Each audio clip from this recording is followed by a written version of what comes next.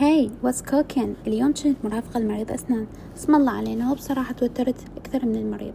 يا برها بالدكتور الأسنان وألمها مو هين. نرجع للمتضرر نفسيا مستفيد واقعيا. مريضنا العزيز كان محتاج حشوة جذر، وحتى نقول حشوة جذر a root filling بجملة my friend needed a root filling. أما دكتورنا يستخدم جهاز حفر يصيحوله a dental drill بجملة تصير The dentist uses a dental drill to clean the tooth. قولوا لي عندكم هالصديق اللي ياكل يشرب ما يفرش أسنانه؟ أوه بس والله. See you later alligator. إلى اللقاء.